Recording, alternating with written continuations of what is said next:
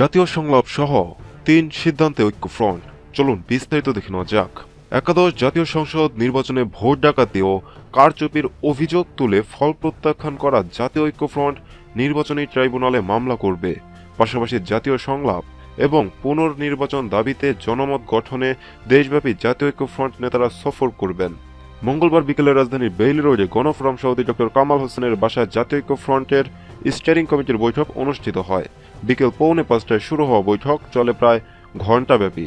বৈঠকে এই সিদ্ধান্ত নেওয়া হয়। বৈঠক শেষে ঐক্যফ্রন্টের মুখপাত্র বিএনপি মহাসচিব মির্জা ফখরুল ইসলাম আলমগীর বলেন, জাতীয় সংলাপ নির্বাচনী ট্রাইব্যুনালে মামলা এবং নির্বাচনের সময় যে সমস্ত এলাকা ক্ষতিগ্রস্ত হয়েছে সেসব এলাকা আমরা পরিদর্শনে যাব। এরই অংশ হিসেবে আগামী এক সপ্তাহের মধ্যে সিলেটের বালাগঞ্জে যাব। মির্জা ফখরুল বলেন, ইসি ভোটারদের সঙ্গে প্রতারণা করে প্রহসনের নির্বাচন করেছে। যে নির্বাচনে ভোট ডাকাতি হয়েছে, কেন্দ্র দখল হয়েছে, আগে ব্যালট পেপারে সিল মারা হয়েছে। তিনি বলেন, সেনাবাহিনীকে নিষ্ক্রিয় করে একাদশ জাতীয় সংসদ নির্বাচনকে প্রহসনে পরিণত করেছে সরকার। এই নির্বাচন গোটা জাতি প্রত্যাখ্যান করেছে। আমরা পুনর্নির্বাচন দাবি করছি। ডক্টর কামাল হোসেন বলেন, 30 ডিসেম্বর নির্বাচনের মধ্য দিয়ে জনগণের ভোটের অধিকার কেড়ে নেওয়া হয়েছে। আমরা জনগণকে সঙ্গে নিয়ে নিরপেক্ষ সরকার অধীনে পুনর্নির্বাচন আদায় করব।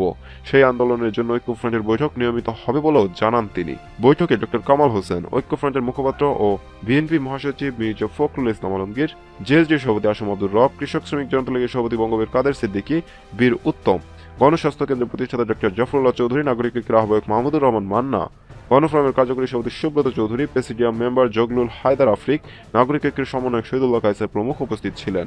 সূত্র breakingnews.com.bd।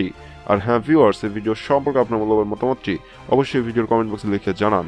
ভিডিওটি ভালো লাগলে অবশ্যই লাইক, কমেন্ট এবং শেয়ার করুন। আমাদের চ্যানেলটি এখনো সাবস্ক্রাইব করে না থাকলে এখনই সাবস্ক্রাইব করে নিন। আমাদের সাথে থাকার জন্য এবং ভিডিওটি দেখার জন্য আপনাকে অসংখ্য ধন্যবাদ।